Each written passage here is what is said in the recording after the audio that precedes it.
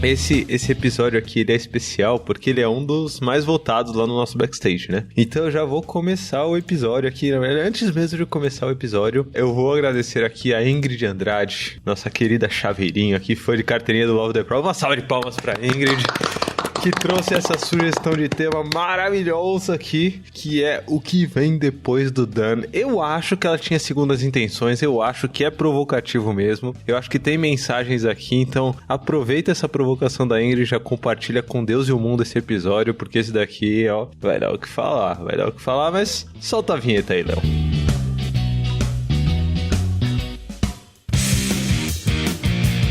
Olá, seja bem-vindo ao Love the Problem, o podcast oficial da Knowledge 21, ou K21 para você que já é da família.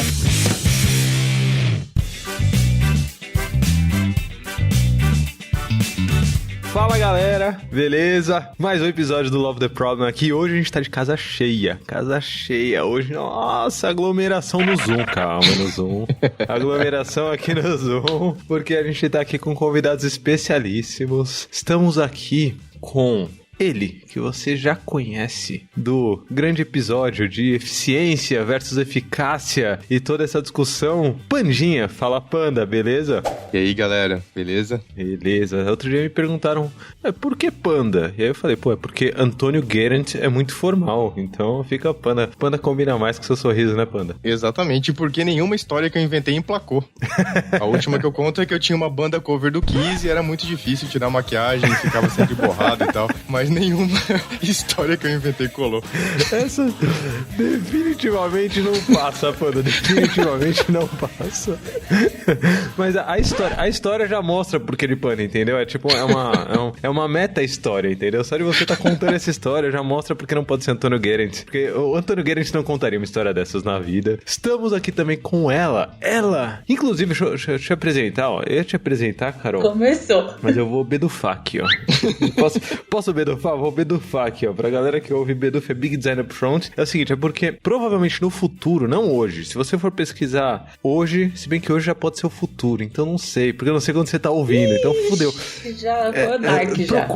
Procura aí no Spotify, procura aí no seu tocador de podcast, procura Pontes e Elefantes, procura aí que vale a pena. Se você achar, vale a pena, certo? Mas já antecipo que pode ser um beduf aqui meu, porque talvez não esteja lançado ainda, talvez já esteja fazendo sucesso, não sei quando você tá ouvindo isso daqui, mas Pontes e Elefantes, por que eu tô falando isso? Porque Pandinha e Carol, junto comigo e Rodrigo Vergara, a gente faz parte do Pontes e Elefantes, que é um spin-off que chama, né? O spin-off aqui do Love the Problem, sobre o Reinventando as Organizações, do Frederic Laloux, sem spoilers pra quem não ouviu, vai lá e ouve. Mas eu queria apresentar pra vocês Carol Serpejante, a famosa cartolina. Oi, Carol. Eu não sei o que eu tô fazendo aqui, eu só tenho 5 anos.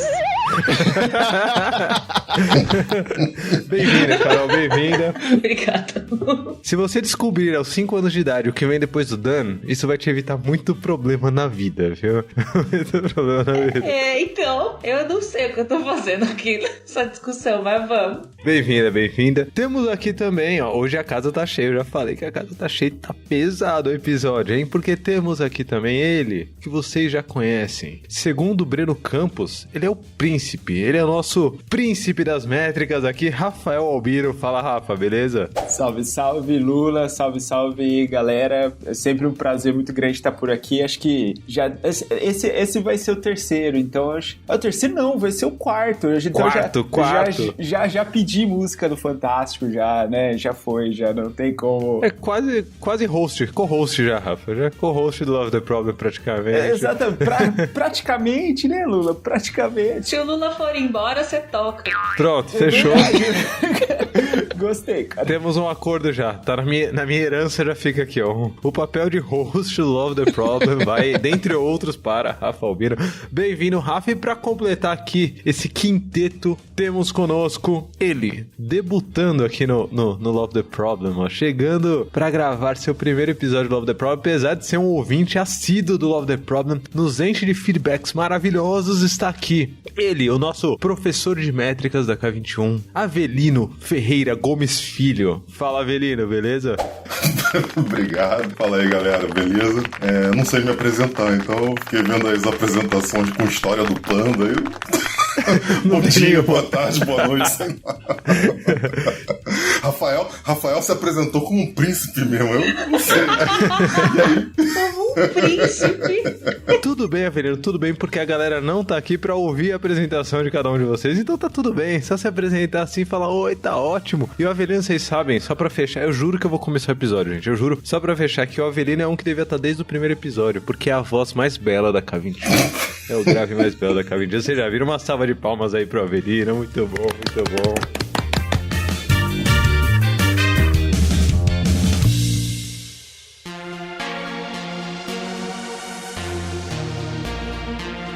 E agora a gente pode começar de fato o que interessa pros nossos ouvintes, Avelino, que já estão puto da vida porque faz 15 minutos que eu tô falando aqui, não começamos o tema, mas o tema sugerido pela Ingrid, e que essa mesa aqui em que estamos consegue debater muito bem, é, afinal, o que vem depois do dano. Mas antes de discutir o que vem depois do dano, eu quero discutir que problema que a gente tá resolvendo quando a gente discute o que vem depois do dano, ou quando a gente explora o que vem depois do dano. Que problema que a gente tá resolvendo quando a gente pensa no que vem depois do dano. Quem me diz? Tem uma brincadeira que eu gosto de fazer, depois do dano, depois que você entregou, você tem a alegria da vitória ou o choro da derrota?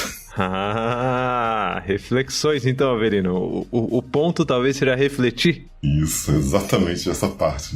Alegria da vitória ou choro da derrota. Então, tem gente, eu vou começar provocando aqui, porque tem gente, Avelino, que eu acho que pra não ter o choro da derrota, fecha no dano mesmo, entendeu? Põe no dano, deixa feito, né? E quando a gente fala de dano aqui, a gente tá falando de a fazer, fazendo, feito, né? Você pegou alguma coisa pra fazer, tá fazendo alguma coisa e acabou, tá feito. Você não volta nunca mais, talvez deixar no feito, Avelino, sem averiguar se você vai chorar ou vai sorrir, te faz ficar numa paz fake, mas que te impede de chorar. Eu acho que tem uma relação, Lula, muito com o que a gente tá acostumado de simplesmente de entregar, né? Da forma mecanicista que a gente trabalha essencialmente, né? Logo eu, o da indústria, onde muitas vezes a gente produz e coloca no estoque, né? Que o que a gente precisa é fazer. Então, eu acho que talvez discutir sobre isso é refletir um pouco sobre o modo tarefeiro que a gente liga muitas vezes, ou fazer por fazer, sabe? Eu ia falar que problema que a gente resolve olhando depois do Doni. É o problema, né? Que problema que a gente resolve quando a gente olha depois do Doni? É descobrir se a gente tá resolvendo o problema. Faz muito sentido, Carol. Qual que é o problema que a gente tá resolvendo? O problema, que era aquele que a gente tava se predispondo a resolver. Boa. Eu acho, até pegando um pouco esse gancho da Carol, eu tenho tentado trazer pras discussões também, né? Se antes, e aí é uma discussão bacana que a gente tava tendo no backstage aqui, que é, será que antes de solucionar o problema, nós conseguimos meio que estruturar qual é o problema que nós queremos resolver? Porque também, né, não adianta nada eu resolver um problema que eu acho que existe, certo? Então né, eu sempre brinco que, assim, é melhor a gente conseguir lá no final monitorar o resultado, e aí, pra inclusive saber se nós fizemos um bom desenho de problema, porque às vezes a gente fez um desenho errado e o resultado tá mostrando que não foi um bom desenho, e aí, ótimo, então, beleza, e a partir disso vamos aprender e vamos tentar iterar em cima disso. Então eu acho que essa ideia, né, de problema-resultado também, né, eu tenho tentado puxar mais para essa linha de vamos observar resultado, independente, né, de julgar se a estrutura do problema ela foi boa ou não, assim. Então eu acho que, e aí, obviamente, se o desenho do problema foi muito ruim lá no começo, provavelmente nós estamos entregando uma solução que, né, ninguém está usando, que realmente não resolve, né, nenhuma dor e assim por diante.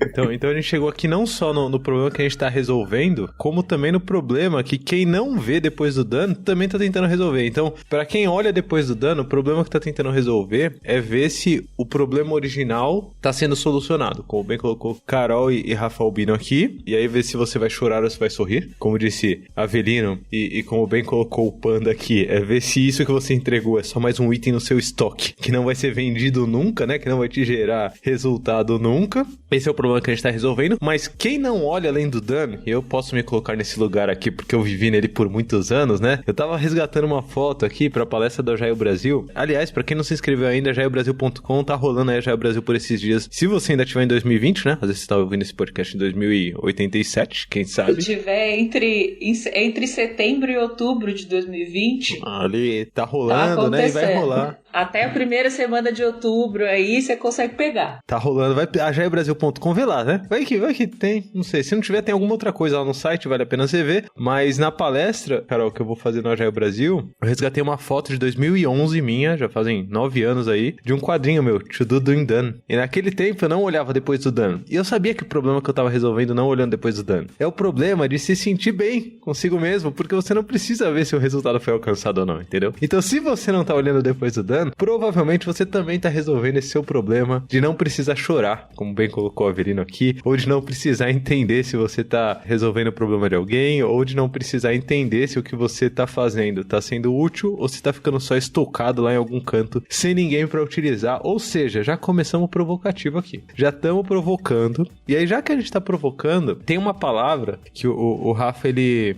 me disse que tá tentando usar menos essa palavra, então já te peço perdão, Rafa, logo de início aqui. Você falou que tava abusando dessa palavra e tal, e como você não tá usando, eu me sinto à vontade pra usar em dobro agora, certo? Porque aí preenche uma coisa do outro ali, que é contexto, certo? Então, tudo que vocês falaram sobre ver se vai sorrir ou se vai chorar, sobre entender se o problema original tá sendo resolvido ou não, tudo isso tem muito a ver com o contexto daquele item que você tá fazendo, certo? Daquela tarefa, daquela user story, daquela atividade, daquilo que você tá fazendo, aquilo tá dentro do contexto, certo? E aí o Rafa, além de trazer o lance de contexto, ele trouxe já uma pimenta assim na discussão, que é a ideia de, beleza, pra eu saber o que vem depois do feito, pra eu saber o que vem depois do done aí, eu preciso entender se esse contexto do que eu tô trabalhando é um contexto de projeto ou é um contexto de serviço, de produto, e o que tá envolvido nessa seara desse contexto aí que eu tô trabalhando. É isso mesmo, Rafa? O que você tinha trazido aí? Desculpa por abusar de contexto, já falei 15 vezes aqui. Mas é bom, a galera fixa na cabeça, né? Não, é importantíssimo. E eu acho que aí, entrando um pouquinho pra essa né, discussão, tem um pouco a definição, né? Projeto, ele tem essa característica de ser um empreendimento temporário, certo? Que tem um começo, meio e fim. E quando nós estamos falando sobre serviço e produto, né? A priori, eu quero que ele né, continue, ele tem essa longevidade, assim, e aí, em cima disso, eu posso pensar em inovações, sejam elas incrementais ou sejam elas radicais, para realmente pensar em, né, usar uma palavrinha aqui, uma buzzword, disruptar, né, o contexto onde eu estou, assim. E aí eu acho que isso é super importante quando nós estamos avaliando o fim, né, o significado de fim. E aí eu achei uma provocação bem legal que você trouxe, Lula, nas discussões também, que foi a visão sistêmica, né, e aí eu queria escutar um pouquinho a visão da galera, porque será que toda organização, ela precisa de iniciativas que tenham começo, meio e fim, né, e aí eu queria escutar um pouquinho a opinião de vocês sobre isso, assim. Vou colocar já também para quem for trazer insights, vou colocar mais uma que, lembrando aqui da minha carreira, né, que lembrando desses mais de 10 anos em tecnologia aqui, a gente foi catequizado para lidar com projetos, né, eu pelo menos fui catequizado para lidar com projeto início, meio e fim, e o fim era esse fim trágico que a gente falou aí atrás, né, que é o fim de não vou nem olhar se eu vou chorar ou se eu vou sorrir, não vou nem olhar se resolvo o problema de alguém, fim é fim, não falaram que era o fim? É o fim. E quando você fala visão sistêmica, já me lembra que Alison Vale, episódio sobre pensamento sistêmico, quem não ouviu, ouça, vale muito a pena, mas eu também queria ouvir os insights da galera sobre essas conexões entre as coisas dentro de um contexto talvez um pouco maior. Eu lembro que assim, né, vocês fizeram aquele episódio sobre os erros que eu cometi com o Kanban, né, eu também tenho os erros que eu cometi com projetos e produtos.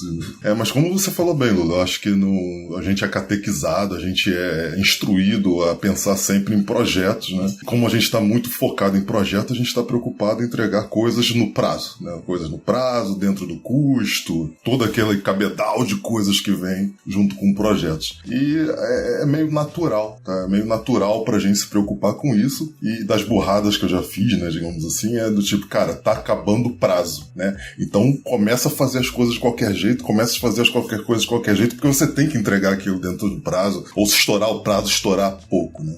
Normalmente esse é um primeiro nível mesmo, é um nível de contexto que a galera vive, né, a maior parte das vezes. Eu lembro que eu terminei há algum tempo atrás um treinamento de métricas, e lá a gente fala sobre eficiência, né? Como é que você vai ter um trabalho mais ágil ali, você vai entregar a coisa mais rápido, mas a gente fala muito sobre eficácia, fácil. Pô, como é que você vai entregar, se vai melhorar o seu relacionamento com o cliente, se vai melhorar a sua receita, etc, etc. Aí no final, né, a galera, né, deu tipo um feedback, uma coisa assim. Aí tem uma pessoa que falou assim, olha, gostei muito daquela primeira parte que falou como a gente ser mais eficiente, entregar mais rápido. A outra parte não é muito, não tem muito a ver comigo. Foi a expressão que a pessoa usou. Eu fiquei assim, não, peraí. Que pena, né? Que pena que não tem muito a ver com você. Uma fada morreu. Não, cara, não. Mas eu acho que vem muito dessa nossa escola, né? Faz projeto, entreguei e não quero nem saber o que aconteceu, né, pra trás, né? E eu gosto muito, né, trazendo aí um pouco também essa reflexão, né? Que é a pergunta que eu sempre gosto de fazer, né? O que você entrega? Prazo, produto ou valor?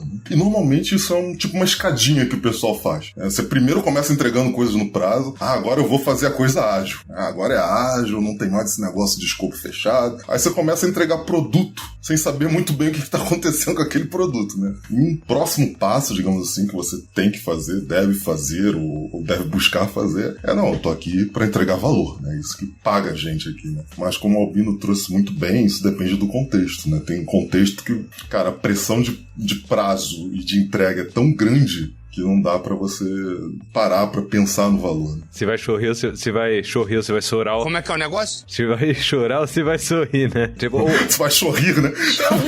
O sorrir. O sorriso, ele depende só do prazo, né, Avelino? Acho que esse que talvez seja o gatilho que a gente precisa mudar na mente projetizada das nossas vidas, é sobre o que te faz chorar, o que te faz sorrir, se é o prazo sendo atendido ou não, ou se é o valor sendo entregue ou não, né? Sendo que o prazo é um componente desse valor, né?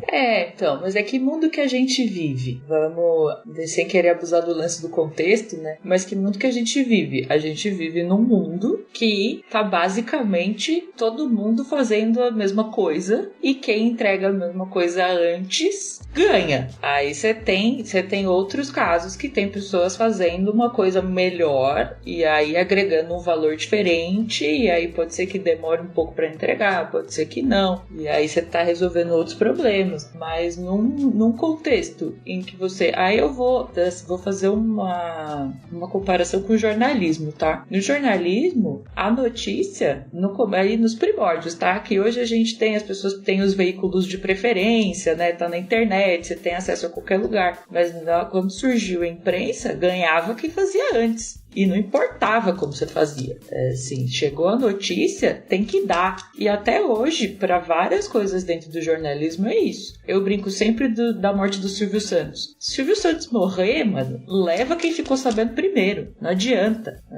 Vai levar. Quem ficou sabendo primeiro, leva. E aí, nesse caso, a gente, né, nesses contextos, né, o prazo ele ainda é muito importante. Num contexto em que tá todo mundo entregando o mesmo valor, né, e fazendo a mesma coisa, o prazo é muito relevante. E aí vou acrescentar outra, talvez mais um caldo nesse feijão, que estava pensando aqui agora, do viés cultural, né? O quanto... Tem o viés cultural da empresa, claro, que é esse que a gente está falando aqui, de onde a empresa se encontra, como ela está fazendo, e tem o viés da pessoa dentro daquela empresa e dentro daquela cultura. Essa pessoa que está vivendo ali, aquele ambiente induz ela a se preocupar com o que vem depois do dono? Aquele ambiente é propício para ela se preocupar com isso? Para ela se preocupar com o propósito do que está sendo entregue? Ou é só uma visão de projeto? E ela também realmente não está ligando, porque talvez ela nem acredite tanto naquilo, mas ela está trabalhando, ela acredita que o trampo dela é aquele. Tipo esse lance do, gostei muito da parte de eficiência, mas a de eficácia não tem muito a ver comigo. Tem muito esse rolê. O lugar onde ela tá inserida e a visão que ela tem sobre isso é essa. Eu tava me sentindo aqui levemente privilegiado, porque eu, repensando os meus contextos, parece que eu nunca trabalhei por projeto assim, essencialmente, né? Sabe aquele que tem estrutura ali de escopo, custo, prazo e tudo mais? Se for pra pensar, eu acho que eu nunca trabalhei num contexto assim. Então vai ter que voltar 7 casas, Pani, vou trabalhar, porque todo mundo tem que passar por isso na vida. Nada Obrigado. Disso. Nem eu não tô afim, não. Obrigado. Obrigado que eu não quero passar por isso, não. Tá tudo certo. Mas mesmo assim, quando o Rafa trouxe essa visão de projeto produto-serviço, né? Produto-serviço sempre tem essa visão de continuidade, a gente olha pra eles normalmente de uma forma mais evolutiva, e projeto acaba que não, né? Eu acho que existe um espaço também pro projeto ser evolutivo, né? Se o nosso, de fato no fim do nosso projeto a gente pudesse refletir sobre ele depois do done, acabou o projeto, a gente refletir sobre ele, ver se de fato a gente entregou o que precisava e tal, e evoluir pro próximo projeto, talvez a gente consiga trazer um olhar também pro projeto, né? Mas isso que a Carol trouxe, pensando nesses pontos do Avelino aí, me lembra muito a parada de comoditização, né, do que a gente faz. Então, eu trabalhei numa indústria de muito commodity, e é muito legal, se for olhar prazo, produto e valor, eu consigo ver claramente um exemplo que aconteceu comigo numa última indústria que eu trabalhei. A gente tem um produto que é commodity, alto volume, e não trazia praticamente nenhum retorno, em algumas situações trazia prejuízo para a empresa. Mas ele era necessário para aquela empresa estar no mercado. Então esse produto existia. Depois veio uma pegada, tipo, a gente tem que diferenciar com alguns produtos. E aí a gente vai lá e desenvolve um produto que não vende. Porque era esse olhar de produto, porque agora a gente tem esse também, a concorrência tem, mas tipo, não era mais um commodity, é um produto de alto valor agregado, enfim, tudo mais, mas é esse olhar de, eu tenho esse produtinho, tá aqui no meu portfólio, tá lindo. Só que no fim das contas, o que o cliente precisava era uma outra coisa.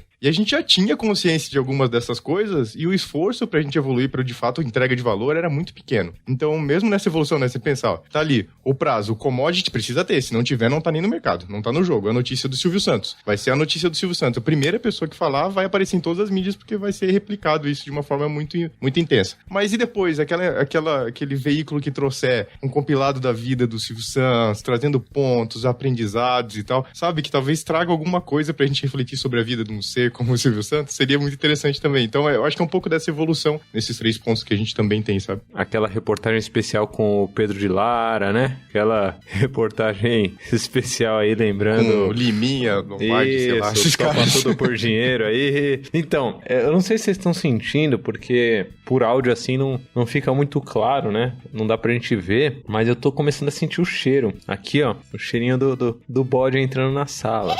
Com esse discurso aí que vocês 3 fizeram, bota o bode aí. Eu quero ver o que o Léo vai botar de som de bode aí entrando na sala. Mas com esse discurso que vocês fizeram, não tem como eu não pensar aqui na palavra que mostra muito da minha luta diária aqui. Eu luto contra isso e talvez esse seja o maior mal de você não olhar depois do done, depois do feito. Você ficar dentro dessa visão extremamente local de projetos. Esse mal que assola o mundo, que é o tarefismo, certo? O ponto aqui, talvez, de pensar depois do feito é você fugir dessa visão tarefeira. Por quê? Conectando os pontos aqui, né? Enquanto o Panda tava falando aí, eu fui buscar a definição de commodity, que é um negócio que eu demorei pra caramba pra aprender, Panda. Eu ouvia commodity aqui, commodity ali e tal, e não sabia o que era. Eu falava, o quê? Soja? O que vocês estão falando de commodity? Quando eu falo de commodity, sempre falo de soja, né? Sempre falo, bolsa, não sei o que, os commodities, o preço da soja e tal. E eu falo, eu trabalho com software, meu amigo. O que commodity se aplica? E aí eu pegando a explicação aqui, Panda, do Google, commodity, ou em português, commodity, devia ter falado em inglês a primeira vez, mas tudo bem. Corresponde a produto de qualidade e características uniformes, que não são diferenciados de acordo com quem os produziu ou de sua origem, sendo seu preço uniformemente determinado pela oferta e procura internacional. Por isso que eu lembrava da soja.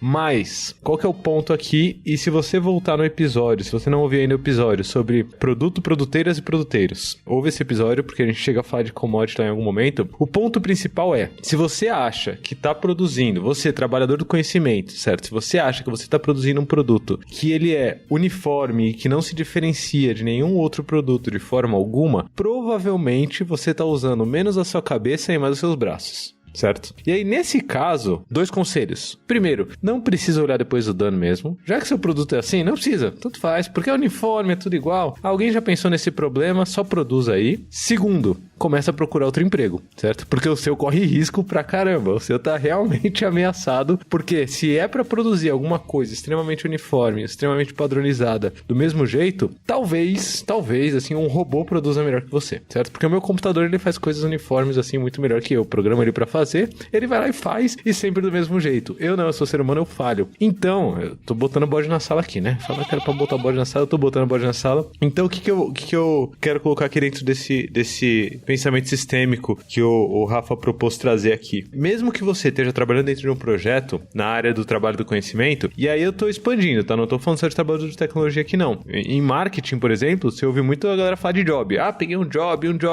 E job já me traz esse cheirinho do tipo, peguei o job pra fazer, tô fazendo o job tá feito, certo? Por quê? Porque é só mais um job. Sabe quem faz job? Quem faz job é o meu computador. Eu agendo aqui o job, ele faz, certo? Ou a galera fala de task, né? Eu tô fazendo uma tarefa aqui. O que você faz? Eu faço tarefa. Se você faz tarefa, tarefeiro és, certo? Então, cuidado com isso. Por quê? Porque as coisas estão ligadas. O que eu tô querendo dizer com ligadas? Mesmo que você esteja trabalhando dentro de um contexto de projetos, esse projeto, ele tá dentro de um contexto maior. Qual que é esse contexto? Esse projeto é um projeto que tá dentro de uma iniciativa, é um projeto que tá dentro de um produto, é um projeto que tá dentro de unidade de negócios, é um projeto que tá dentro de uma iniciativa estratégica, eu não sei. Qual que é o contexto dentro do qual tá esse projeto? Porque talvez o projeto chegue ao fim, mas o fim do projeto não significa o fim do todo, né? O fim do projeto não significa o fim da empresa. E aí, pra acabar minha provocação aqui, eu vou explicar por que eu tô tão emocional. É porque uma vez eu tava quase morrendo, eu contei essa história numa palestra aí outro dia. Eu tava quase morrendo, e aí teve uma médica que me atendeu numa perspectiva projetizada da coisa. Ela achava que a consulta era um projeto. Então, como que funciona a consulta como projeto? Você começa o atendimento do paciente, né? Você sai do to-do, o paciente chega, entra no seu to-do, você começa o atendimento dele, ele tá no doing, e assim que você assinou ali o final da consulta e recebeu o dinheiro, tá dando, certo? E foi isso que ela fez comigo. Ela me atendeu, eu cheguei na fila, ela me atendeu, ela falou, então, ó, você tá muito mal, e você não devia estar aqui, você devia estar no pronto-socorro, certo? Feito, marcou lá como feito, né? Feito, paguei a consulta e tava lá, eu na rua, com o estômago sangrando. Calma, gente, sobrevivi, mas a médica simplesmente me largou lá. Então, o ponto é esse tipo de profissional que você quer ser, que simplesmente dá checked nas coisas, né? Que, acabei minha consulta aqui, tá feito? Ou você tá ali pra garantir que esse paciente sobreviva, né? Ou você tá ali pra garantir que o problema original seja resolvido, certo? Se você tiver só com essa médica checked aí, talvez seus pacientes estejam morrendo, né? E, na verdade, o trabalho do conhecimento você não vê morrendo como pessoas, né? Se eu morresse naquela época, acho que ela ia ser processada, né? O nosso trabalho, ele morre e ninguém faz nada, né? Tá todo mundo tranquilo, todo mundo entregando tarefa. Fiz aqui, botei meu bode na sala, momento de alívio. Eu tô trabalhando pra tentar perdoar essa doutora. Um dia eu vou te perdoar, doutora. Mas por enquanto, morte aos tarefeiros. Tente entender a conexão entre as coisas que você faz. Se você tá fazendo task, essa task tá ligada com o quê? Qual que é o problema original que você tá tentando resolver? Qual que é o que maior? Quem é o consumidor disso daí? Quem que vai receber isso? E depois que essa pessoa receber, o que você vai fazer com isso? Como você vai medir pra saber se foi resolvido ou não o problema original? Pronto, momento alívio aqui do coração. Me sinto mais calmo já, gente. Obrigado.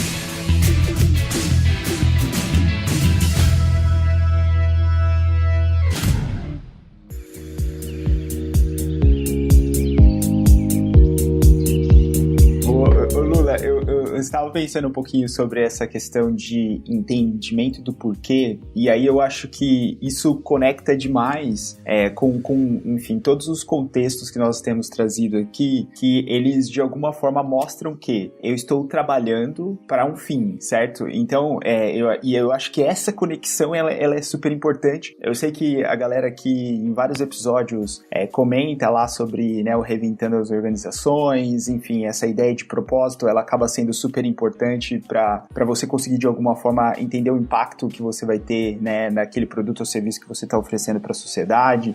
Eu não me lembro se foi dentro de algum dos episódios aqui que nós falamos cuidado com foi no Dev na Estrada, né? Cuidado com o software que você está construindo, porque às vezes você está, né, construindo algo pro mal, né? Então assim, beleza, você pode estar entregando, imagina só, né? Eu tô entregando pra caramba, mas eu tô entregando no prazo, né? No prazo, estou entregando no prazo, com qualidade, respeitando as restrições de custo, mas eu estou ali, né, fazendo, enfim, que a pessoa, ela acabe perdendo, né, grande parte da vida dela jogando, viciada em jogo ou coisas do gênero assim, né? Então... O software de pirâmide, né? Aquelas reuniões, né? Tô fazendo um software que faz todo o trâmite da distribuição de dinheiro entre a pirâmide de dinheiro aí, né? Tem alguém que faz. E aí, acho que meu comentário é que não necessariamente o trabalho que nós fazemos, ele vai estar conectado, ou ele só está conectado com questões ligadas à inovação. Então, assim, né, porque quando nós olhamos, e aí eu não queria usar o termo commodity, mas eu queria trazer o termo, assim, eficiência operacional. Quando nós olhamos para uma empresa que ela está dentro de um segmento onde eficiência é, sim, importante para que ela tenha vantagem competitiva dentro do mercado que ela está, isso acaba sendo super relevante. Então, qualquer otimização de processo, qualquer automação, enfim, isso vai ser relevante para que ela tenha aquela vantagem competitiva e mantenha aquela vantagem competitiva frente à concorrência. E aí, eu acho isso super incrível, só colocando um comentário aqui, que as pessoas, elas falam muito assim, né? Poxa, e isso, eu vou colocar bem explícito, é minha opinião, tá? Porque eu trabalho dentro desse banco. Então, assim, as pessoas falam assim, olha, pô, é muito interessante, é super inovador o que esse banco faz, é super... E aí, o ponto que eu digo é, não é inovador. Porque o produto, ele é o mesmo que você tem dentro do mercado, as soluções financeiras são as mesmas, porém, ele foi muito eficiente na hora de entregar isso para dentro das pessoas clientes. Em que perspectiva? Na perspectiva de ter um atendimento sem fricção, ter um processo de resolução de problemas totalmente automatizado, ter um fluxo onde as pessoas elas tenham o celular como um ótimo ativo para poder fazer todo tipo de gestão da sua conta. Então, eu acho que, e esse é um ponto super importante, né? Porque às vezes a gente fica nessa coisa de, não, tem que ser inovação, e se eu não consigo conectar com coisas inovadoras, eu não tô, né? E aí eu acho que é só um reforço. Porque se você está nesse contexto onde a eficiência, né, operacional, ela acaba sendo relevante, mesmo assim você tem que conectar o porquê. Você tem que perguntar, né, o quanto eu estou facilitando a vida. E aí acho que eu queria colocar assim uma última cerejinha aqui, o quanto eu estou conseguindo me conectar com a pessoa cliente. Então eu acho que o ter este olhar em cima dessa perspectiva é super relevante para você dizer lá no final, quando você jogou a task, que essa task, ela foi feita e a pessoa que deveria estar usando ela realmente está usando, né? E, então acho que hashtag fica aqui a provocação. No seu caso era mais ou menos assim, né? A médica falou, beleza, eu tô transmitindo esse corpo aqui para fora do hospital aqui, tá? Mas ele vai continuar vivo nas próximas horas, né? Então... Eu tô aliviando o sofrimento dele? Não estou, né? Exatamente. Tem algumas coisas pra falar. Por sorte, o que eu ia dizer tem muito a ver com o que o Albino disse agora. Acho que anda de lado, assim como o que o Albino falou. Eu anotei várias coisas, inclusive. O meu ponto principal pegando o gancho do que você falou, Lula, de ser tarefeiro, né? Voltando aqui também para a cultura organizacional e nós mesmo, né? No sentido de criação, a gente é criado como executor, né? A gente é criado com a ideia de que existem as pessoas que executam e existem as pessoas que pensam. E, geralmente as pessoas que pensam ganham mais dinheiro do que as pessoas que executam. É uma grande bobajada, né? Não vou entrar nisso aqui, queria só deixar essa opinião. Vamos deixar uma referência aqui, Carol, pra quem quiser pesquisar mais sobre isso. Inclusive, isso vale até um episódio, Carol. Vamos anotar no nosso backlog aqui pra gente gravar, que é Teoria X e Teoria Y. Procurem aí Teoria da Administração, Teoria X e Teoria Y. Se eu entrar nesse assunto, eu vou levantar o dedinho aqui, ó. Inclusive, quem quiser que esse seja um assunto de um próximo episódio, né? Esse comportamento de uns pensam, outros executam. Quem executa é preguiçoso, né? Quer fugir da execução de todo jeito. Entra no nosso backstage, K21.link/Love the Problem. Lá você vai ter o link pra Teoria X e você também pode voltar em episódios como esse daí. Pra Teoria X eu deixar sugestão lá e tudo mais. Então entre lá no K21.link/Love the Problem e incentive esse fio aí que a Carol puxou, mas a Carol tinha mais coisa pra falar. Então, primeiro isso posto, né, o quanto a gente nas empresas tem esse pensamento e isso induz a gente a ficar focado na nossa etapa do processo, né, que é desenvolvimento, que é, nesse caso do desenvolvimento, né, se a gente estiver pegando esse pedaço do fluxo, a gente tende a ficar focado nessa etapa. Dito isso, teve o que o Avelino falou também do prazo produtor valor, que o Albino puxou a questão do se a inovação não precisa ser inovação o tempo inteiro, né? As empresas não precisam viver disso o tempo inteiro. Eu acho que entra um pouco num outro mindset que a gente tem, que inovação é fazer uma coisa nova. Essa ideia de que inovar é produzir algo novo. E se você não está produzindo nada que é disruptivo, não só novo, né? Novo e disruptivo. Impactante, né? Se você não está produzindo nada que é disruptivamente novo, você não está inovando. O que é uma grande balela, na minha opinião, também, bobajada. Tem uma frase que eu gosto muito eu não penso fora da caixa, eu penso o que eu vou fazer com a caixa. É muito melhor, na minha visão. Se eu tenho a caixa, o que eu vou fazer com a porra da caixa? E não pensar fora dela. Se eu tô nela, o que eu faço com isso? Que é um pouco disso que o Albino falou, da gente... Às vezes a gente é inovador e entrega um valor absurdamente maior fazendo o que todo mundo está fazendo de uma outra forma, de um jeito que é só ligeiramente diferente, que tem só dentro ali das etapas do processo alguma outra coisa. Voltando até ali no Silvio Santos, né? Você tem o nicho de mercado da galera que vai entregar a notícia primeiro, ficou felizão e toca o barco, e você tem todos os outros veículos que podem pensar em diferentes coisas para entregar que agregam o mesmo valor, né? O especial do Silvio Santos, a entrevista com todos os filhos e netos do Silvio Santos, enfim, tudo que tá dentro desse universo. O quanto o Silvio Santos é escroto. Pronto, ok. Vamos colocar na pitadinha aqui. Vou entrar também, não vou entrar nesse assunto. Segue o jogo. Ai, Maui. A gente pode falar da Xuxa também. Esse exemplo se aplica a várias pessoas que são muito da mídia, assim, que causariam uma grande comoção. E tem vários jeitos de você entregar o valor. Eram esses pontos que eu queria tocar. Que inovação não é fazer nada disruptivo. Quase nunca é. Quase nunca. E gente tarefeira às vezes é vítima de um sistema que é um sistema que carrega a gente desde que a gente nasce. O sistema aí de novo. Posso pegar até dessa puxada que a Carol trouxe, achei muito legal. Realmente, né, nós somos treinados para ser executores, né? E muitas das vezes você chega assim para os membros de um time e fala, cara, eu quero dar autonomia para vocês, eu quero realmente esse negócio que a gente vai pensar em conjunto. Avelino, deixa eu eu queria apontar, desculpa mesmo, mas é que a gente é criado para ser executor, depende do nível de privilégio que a gente tem, tá? Tem gente que é criado para ser pensador. Tá? A gente focar muito nisso. Tem gente que é criado para ser pensador e não executor, e tem gente que é criado para ser executor. Muitas das vezes, né, você chega, poxa, galera, vocês vão ter autonomia agora para pensar no que vocês vão fazer, e aí a pessoa vira para você e fala assim, mas o que eu tenho que fazer?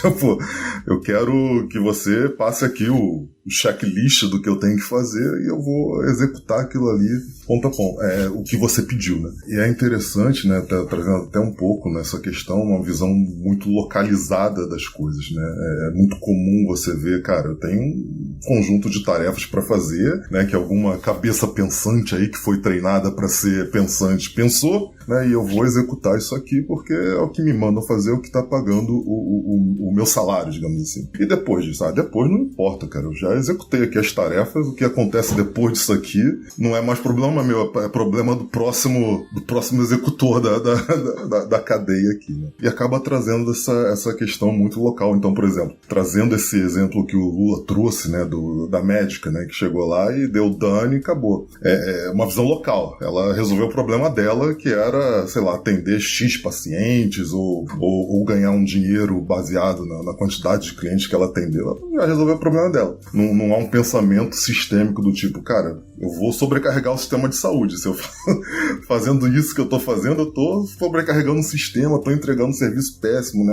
Uma percepção horrível pro meu consumidor final, né? Que seria, no caso, o cidadão, né? Mas resolvi meu problema, né? Então ainda é uma coisa muito comum da gente ver não só no meio de saúde, mas acho que quase em todos os meios a gente vê isso. E a ideia de que realmente basta, né? O trabalho que eu fiz, o resultado é irrelevante, né? O resultado que importa é que tá feito, né? Tá feito. Eu vou aproveitar esse gancho, Avelino. Inclusive, essa frase que a Carol trouxe, caraca, minha cabeça explodiu aqui, Carol. Muito obrigado por isso. Acho que o comentário do Avelino junto com o seu, assim, fundiu e felizmente tá gravado, né? Quem tá ouvindo aqui pode voltar 2 minutos aqui, ouvir tudo de novo e refletir sobre isso que a Avelino e Carol trouxeram. Mas o que eu queria trazer agora, já que a gente explorou bem o assunto, é uma parte bem prática, assim, da coisa. Que são talvez conselhos e dicas para quem se sentiu provocado o suficiente para tentar pensar além do done, tentar pensar além do feito. Que dicas vocês dariam? Eu já vou começar aqui, já vou estrear. E esse host é muito bom, né? Ele traz as pessoas e ele mesmo fala as coisas. Ai. É quase Faustão. Ô, louco, meu! Não, eu vou começar. É pra dar o exemplo, cara. Eu vou dar o exemplo, entendeu? O exemplo é o seguinte, e que eu sempre tento fazer, tá? Sempre que eu vou fazer qualquer fluxo de qualquer atividade, né? Assim, tenho isso pra fazer, né? Tem uma fila aqui esperando pra ser feita. Tô fazendo isso daqui. Acabei de fazer isso daqui. Eu sempre tento colocar 2 próximas colunas, né? 2 próximas etapas. Eu me forço a colocar 2 próximas etapas, pelo menos, que é coletando resultados ou coletando feedback, né? E depois de coletando feedback, a coluna que o Avelino propôs aí, que é sorri ou chorei, né? Ou sorriu ou chorou, né? O nosso consumidor. Então, essas 2 etapas, né? Que é coletando feedback, que na verdade o dono já pode virar, né? Coletando feedback. Já troca o título aí da coluna de feito, troca o título pra coletando resultados, certo? Troca assim magicamente e põe uma coluninha depois de o cliente sorriu ou o cliente chorou, certo? Ele xingou muito no Twitter ou ele mandou muito coraçãozinho pra gente. Então, tenta forçar isso. E óbvio que eu tô falando isso de uma maneira bem prática, né? Você consegue fazer no seu quadro, no Trello, no Gira, no Miro, no Mural. Pega aí 500 ferramentas. Mas você consegue fazer no seu quadro, mas você consegue também fazer na sua cabeça, dentro da sua vida, certo? Então, qualquer coisa que você faça, né? Então, estamos gravando o podcast aqui. Foi pro ar o Love the Problem. Tá feito? Não, senhores, não. Tem k21.link/Love the Problem pra você dar feedback. Estamos coletando feedback o tempo todo pra ver se vocês choraram, se vocês sorriram. Pra ver se a galera tá ouvindo ou se não tá. Se tá ouvindo e chegando até os 45 minutos aqui do episódio ou se tá dropando com 2 minutos, certo? Isso daí a gente tá o tempo todo coletando. Ir pro ar o episódio não é o feito do episódio. Ir pro ar é o aguardando coleta de resultados, ou coletando resultados. E o feito é, chorou, sorriu. Por quê? E aí, pra fechar aqui, porque esse chorou ou esse sorriu é o que vai alimentar a próxima gravação. É o que vai alimentar os próximos episódios que vem aqui usando Love the Problem como exemplo, né? E aí, pra você que tá ouvindo, já deve ter conectado com a famosa imagem do True Agile, né? A famosa imagem do rio ali, chovendo nas montanhas e descendo o rio. Se você não conhece essa imagem, k21.link/Love the Problem vai ter lá essa imagem. Você consegue deixar feedback, já fica a dica aqui. Essas são minhas dicas práticas, mas eu quero ouvir de vocês. Quais dicas práticas vocês também dariam pra galera, principalmente quanto a métricas? Não sei, tem uma galera aqui que parece que conhece bem de métricas, né? Enquanto vocês estavam falando, enquanto a Avelino estava falando, eu escrevi aqui como é que a gente se responsabiliza, né? E para mim, o primeiro passo é a gente se responsabilizar pelo aquilo que a gente está fazendo. Dizer assim, isso aqui não é só um treco, né? Não é só desenvolvimento de software. Eu estou entregando uma parada que vai agregar um valor para uma pessoa, que vai resolver um problema de alguma forma. E aí, uma vez que você se responsabiliza, você se compromete. Então, uma vez que eu sou responsável por isso, eu estou fazendo o melhor que eu deveria estar fazendo? Eu estou preocupado se isso aqui é o melhor que eu deveria estar fazendo? Eu quero estar preocupado? Porque aí também a gente não pode empurrar todo mundo a se responsabilizar. Então, eu quero me responsabilizar por isso nesse momento? Talvez eu não queira. E aí eu vou ficar aqui tarefeira, preocupada e tudo bem. Você é livre. Se você é feliz assim, viva isso. Antes agora, um tarefeiro consciente do que um tarefeiro que acha que tá conectado. Melhor, né, muito bom. Um tarefeiro consciente é muito melhor do que um tarefeiro inconsciente. Se é consciente, show. Se você quer se responsabilizar, se responsabilize. E aí se responsabilize por tudo. Não só pela qualidade do seu código, mas pelo valor que você está entregando.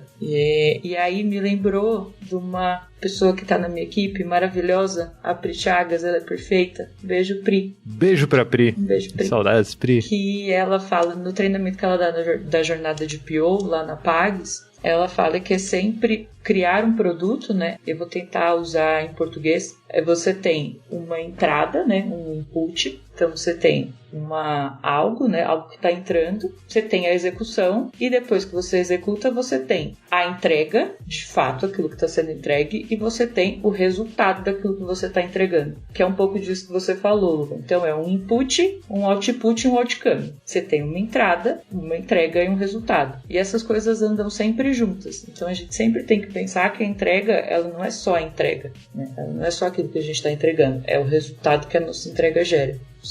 É a mesma coisa que você falou, mas é que eu lembrei da Pri e queria citá-la. Sensacional, cara. Eu vou, antes de a galera que vai falar de métricas, né? Eu não vou usar falar de métricas agora. A gente só botando pressão, né, Panda? Só deixando. Tá, alguém vai ter que falar sobre métricas, né? Vai ter. Mas acho que para expandir um pouquinho, Lula, talvez de uma forma prática, em quem ainda não consegue ver o outcome, ou não consegue perceber ele, por causa da cadeia de valor onde está inserido, seria legal a gente começar a se perguntar o que vem antes do que a gente faz e para quem que vai o que a gente faz. Porque muitas vezes a gente fala de uma forma como se todos os trabalhos tivessem domínio de ponta a ponta, e isso não é uma verdade. Eu acho que isso é a grande minoria que de fato tem esse domínio de ponta a ponta, pra gente entender que problema que a gente tá... Isso tudo tá na nossa mão, né? Como time aqui, nós resolvemos este problema, nós entregamos, nós recebemos o resultado, poucos contextos proporcionam isso, né? De ter esse domínio de fato de ponta a ponta. Então muitas vezes você tem alguma área ou algum time que fez algo antes de você, e algum time ou alguma área que possivelmente você tá entregando o seu trabalho. Então se essa é a sua realidade, entenda da onde que vem as coisas que você faz e para onde que vai. E isso vai ajudar, mesmo que você não consiga ver o resultado impactando o cliente lá no final, você consegue ver o próximo etapa, o próximo passo. E se a gente conseguir influenciar que as pessoas façam isso, a gente vai expandir um pouco mais a visão e vai conseguir ter mais visibilidade do que é o fluxo de valor de fato. E daí, plot twist, se ele for gigantesco, tá na hora da gente reduzir isso aí, mas daí é outro rolê. Mas é bom pra gente ter essa consciência, mesmo que não seja o cliente final, seja a próxima área que eu tô entregando, começa por ali, começa pequeno, né? E se eu entendi bem, Panda, você já deixou aqui no nosso backlog também, quem quiser voltar nesse episódio pra ser gravado, vote, k21.link/LoveTheProblem, mas você já deixou aqui, Panda, o episódio, talvez, de o que vem antes do ready, né? O que vem antes do preparado pra começar a executar, o que vem antes dessa parte do comprometimento. É isso mesmo, Panda? Vai ter que ter esse episódio agora. Vai ter que ter esse e depois a gente vai ter que ter um pra falar dos dois ao mesmo tempo. Como é que conecta uma coisa na outra? Que daí... Isso. E aí o backlog vai subindo. Não, ó. Por enquanto são só opções, ó. Já vou dar a dica, ó. O que vem antes do preparado. O que vem antes do preparado aqui no Love the Problem é você que tá ouvindo ir lá em k21.link/LoveTheProblem e votar em quais são as melhores opções pra gente se comprometer, certo? O nosso upstream, pronto, ó, já trouxe a palavrinha mágica aqui, o buzzword. O nosso upstream depende de você, k21.link/LoveTheProblem. É a segunda ou terceira sugestão aqui de episódio que a gente colhe, né, aqui durante esse episódio, que aliás tá sensacional, só opções boas. Por mim, a gente já continuava numa tacada só aqui, ó, mas 2 horas de episódio, já trata todos esses temas. Ei, bedofeiro, né? Mas métricas. Brincadeira, não se sintam pressionados. Albino e Avelino não se sintam pressionados a colaborar com métricas, mas que eu fico feliz quando eu ouço vocês dois falando de métricas, eu fico, né? Então. Antes deles falarem, deixa eu perguntar uma coisa. Rafa, eu troquei essa ideia com o Rafa, já aproveito pro Avelino também aqui, que eu adoro. Já compartilho um pouco disso. Quando a gente fala de métrica, gera um pavor, tipo, geral na nação. Tem gente que tá tendo tremedeira agora, assim. Ou gente que abandonou, eles vão falar de métrica, que saco. A gente precisa, eu vou fazer um apelo a pessoas. Vamos tentar tirar a pressão. Eu sei que o Rafa já compartilhou isso comigo. A gente é medido desde quando a gente é pequeno. A gente tem nota na escola, né, Rafa? A gente tem todo um sistema que bota uma pressão no que é de métrica. Mas pessoas que falam de métricas vão tentar tirar a pressão, porque a gente fala disso e a galera fica, não. E agora, desesperada, apavorada. Ô, Panda, eu acabei de me ligar que acho que o convite do Rafa e do Avelino aqui juntos nesse episódio é porque os dois têm um comportamento muito calmo e inclusivo e tranquilo quando vão falar do assunto, né? Não é um comportamento pesado, tipo, tem que medir tudo. É pelo contrário, tipo, então, dá pra olhar isso, dá pra olhar aquilo, que problema você tá tentando resolver, tenta entender o contexto. Então eu já vou deixar aqui, complementar aqui o comentário do Panda com um obrigado a Rafa Albino e Avelino Gomes aqui. Inclusive, Rafa Albino, muito obrigado pelo livro de métricas ágeis, certo? Pela Casa do Código, quem ainda não tem, adquira. E Avelino Gomes, muito obrigado por todos os posts no blog da K21. É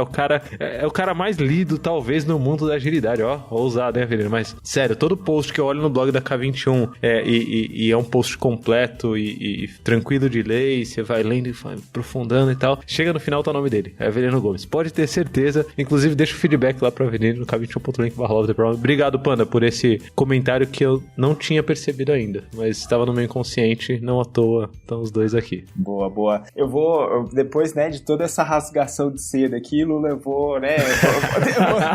vou tentar trazer um pouco aqui em cima do nosso episódio de hoje, porque que eu acho que o ato de medir, ele acaba sendo fundamental para trazer significado para as coisas. E aí, eu acho que a primeira perspectiva eu estou medindo não é para julgar, e eu estou medindo sim para poder diagnosticar o que está acontecendo. Então eu acho que esse refrasear sobre as coisas, eu acho que acaba sendo super importante. E aí, obviamente, se eu estou diagnosticando, é por quê? Porque eu quero observar o estado atual e eu quero de alguma forma saber o que eu posso melhorar, certo? Então, a partir desse ponto, eu acho que as pessoas elas podem pensar, né, eu entreguei, poxa, legal, agora eu preciso saber se, por exemplo, dentro de uma ótica de negócios, eu estou gerando aqueles resultados financeiros que a empresa espera, aqueles resultados de otimizações com relação a vendas que a empresa espera, se as pessoas estão estão felizes com o produto que está sendo colocado dentro da prateleira, se, por exemplo, aquela automação que eu fiz realmente resolveu o processo, né, e realmente otimizou o processo das pessoas usuárias. Se, por exemplo, aquele chamado, né, e aí eu estou trazendo aqui um pouco do universo de infraestrutura e atendimento de serviços de TI, que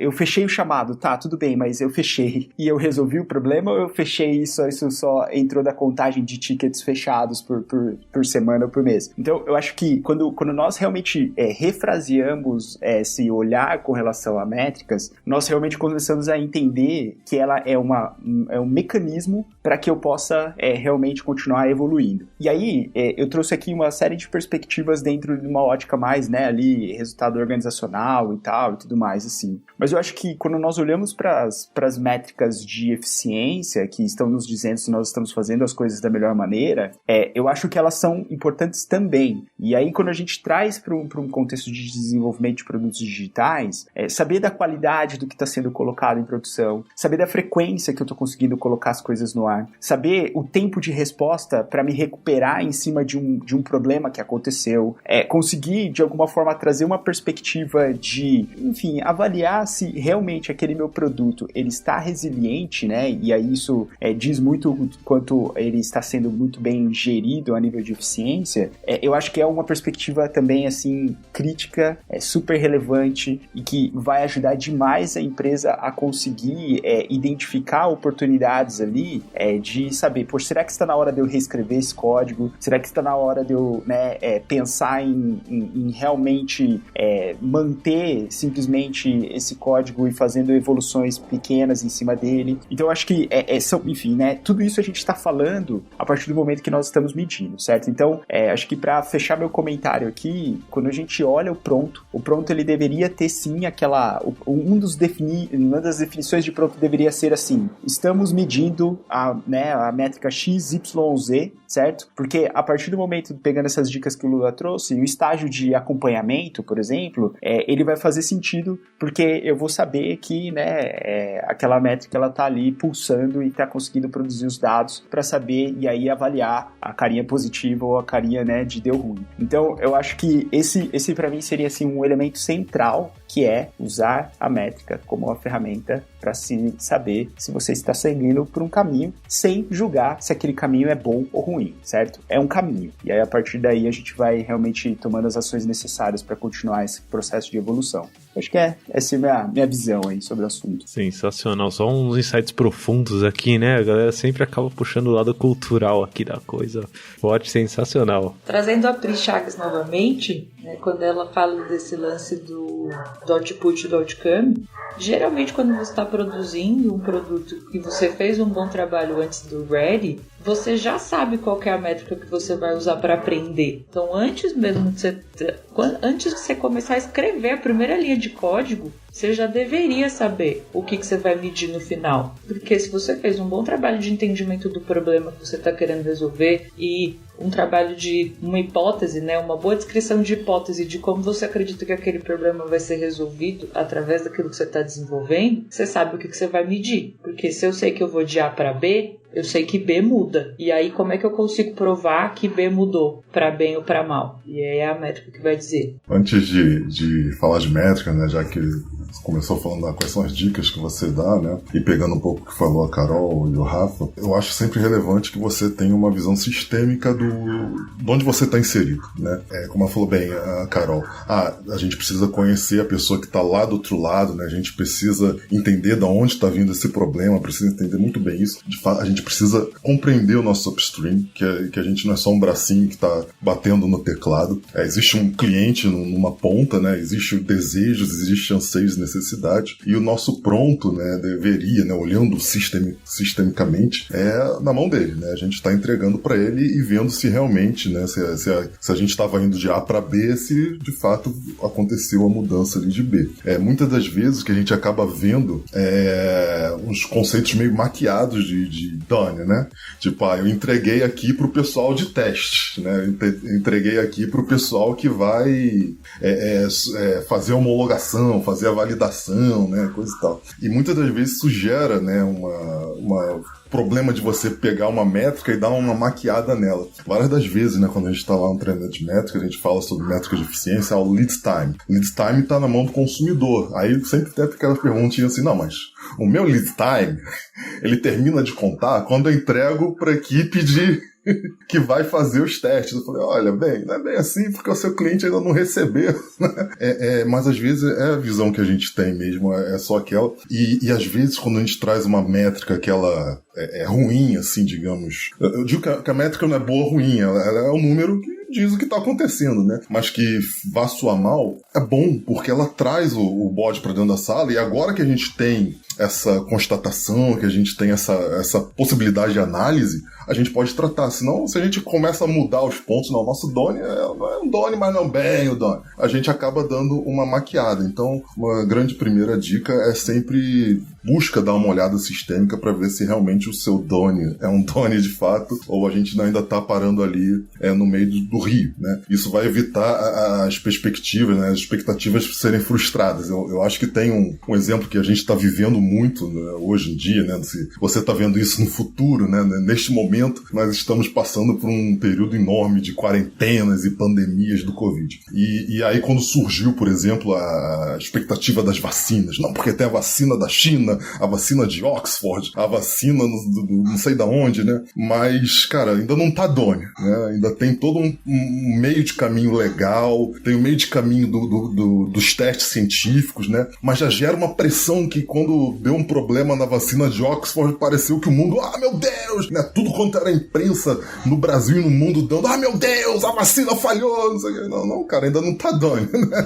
Ainda não tá Doni, tá passando as etapas ainda de validação. Então, essa é a primeira dica, tenta dar uma olhada sistêmica. Uma segunda que eu acho muito importante, principalmente nas grandes corporações, a gente vê muito isso, é o contrário do nome desse podcast aqui, né? São as pessoas muito apaixonadas por soluções, né? Então, a gente vê isso, né? Você é dado para a pessoa dar uma solução, ela ganha normalmente CPF, você é o gerente da área, ou você é o gerente do projeto, você ganha aquilo ali e as pessoas começam a se apaixonar demais por aquela solução e aí fica difícil você validar, ou melhor, quando você tem que invalidar ela, né? As pessoas vão acabar preferindo não ver uma métrica, porque afinal é o meu CPF que está ali naquilo, né? É o projeto do Avelino, é o produto do Avelino. Então eu não quero que o meu produto no final esteja mal. Então eu vou querer não buscar essas métricas para saber se a coisa foi eficiente, se foi eficaz ou não. Uma outra coisa que aí sim, né, entrando um pouco nas métricas, né, e trazendo o que o Albino comentou muito bem, elas vão trazer o problema, né, e a gente tem que analisar essas métricas, né, e métricas finais, né, métricas que de fato consigam medir não se a gente fez só muito bem o que a gente fez, mas qual o impacto que a gente gerou lá na ponta, né? A gente está adquirindo mais cliente, a gente está trazendo mais receita, a gente está fidelizando nossos clientes, a gente está aumentando a satisfação, reduzindo a perda de clientes, né? Esse tipo de coisa é importante e talvez, assim, um último ponto que eu acho que se vale a pena uma dica e é um tabu para grande parte das empresas é a questão de, cara, esse time aqui é responsável muitas das vezes para gerar uma receita, né, um retorno financeiro. E é raríssimo você encontrar times que saibam o retorno financeiro que eles dão, né, para a empresa. E a gente já teve essa experiência em empresas aqui, que a gente teve essa oportunidade de ser coach, né, delas, né, de trabalhar com elas, do impacto que você traz quando você consegue demonstrar. Galera, tá vendo esse produto que vocês estão criando aqui ao longo do tempo e tá legal, coisa e tal? Olha o impacto que vocês têm aqui. Pum! E traz até os impactos financeiros que ele causa, né? Os impactos de NPS, os impactos de fit for purpose que essas empresas estão tendo, né? E, cara, isso muda o jogo, isso muda como o time se entende enquanto time. Eu não sou mais só o cara que tá aqui teclando. Cara, eu tô provocando impacto. Olha aqui o meu impacto, né? Eu consigo trazer isso pro time, isso muda tudo. Caraca, eu tenho pra falar isso.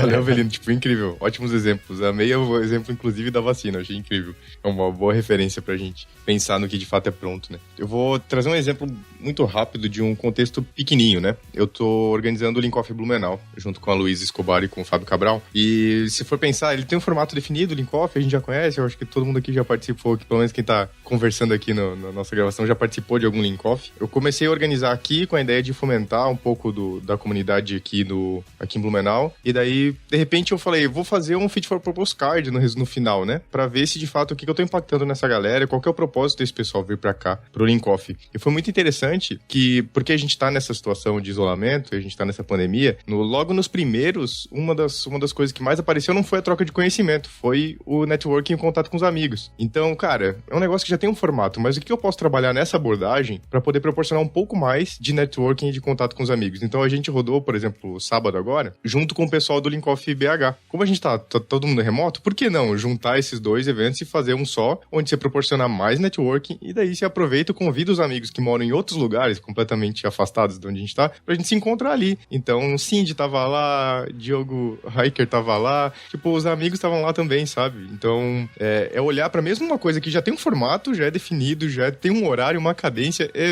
se for parar pra pensar, não tem muito o que mudar. Mas daí você traz esses inputs do que de fato você tá impactando depois que acabou, né? Porque o meu cardzinho lá do Linkoff Blumenau número 4 ainda não tá no Done, porque eu ainda tenho que analisar o resultado do Fit for Purpose Card, ver o que eu vou planejar pra fazer na próxima interação. Depois que eu terminar isso, daí sim, daí eu vou mover ele pra Done e começar a preparar o próximo, sabe? Sensacional exemplo, Panda, que é um exemplo bem da vida real, né? É um exemplo que mostra que não é só nas tasks que você faz do trabalho, né? Ou porque alguém mandou, que você precisa aceitar essas provocações que a gente fez aqui. E eu vou deixar, até pegando o gancho nisso que você e que o Avelino colocaram aqui, eu vou deixar como sugestão pra quem ouviu, ouvir de novo, ou ouvir a primeira vez se ainda não ouviu, o episódio número 4 aqui do Love the Problem, que é o Melhorando o Seu Negócio com Fit for Purpose, né? O Avelino falou Fit for Purpose, o Panda deu um exemplo aí praticamente aplicado de Fit for Purpose. Se você tá chegando no fim desse episódio e curtiu muito o tema, e gostou das provocações, voltar no episódio Fit for Purpose e ouvir de novo com esse viés que a gente colocou aqui nesse episódio, acho que seria sensacional. Acho que, cara, ficou sensacional esse episódio. Já temos aqui umas 2 ou 3 opções para próximos, k21.link/Love the Problem. Vota lá nas opções, deixa feedback pra gente melhorar cada vez mais, porque não é só ir pro ar pra gente considerar done, a gente tá o tempo todo coletando feedbacks pra melhorar, né? Faça o que você prega. Queria agradecer a todos os participantes aqui desse episódio, Pandinha, Rafa Albino, Carol Serpejante, Avelino, e a gente se vê em um desses próximos aí que estão nas opções. Valeu, galera, até o próximo, um abraço.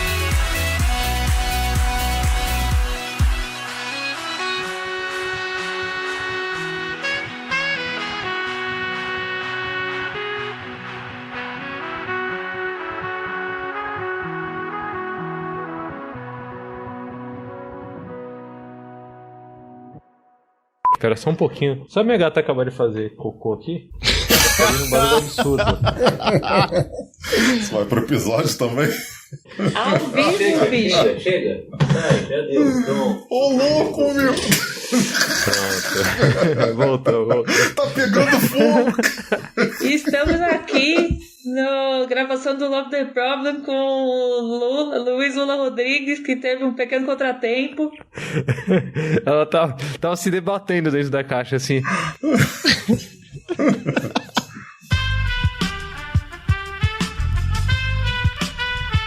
Esse podcast foi editado por Aerolitos Edição Inteligente.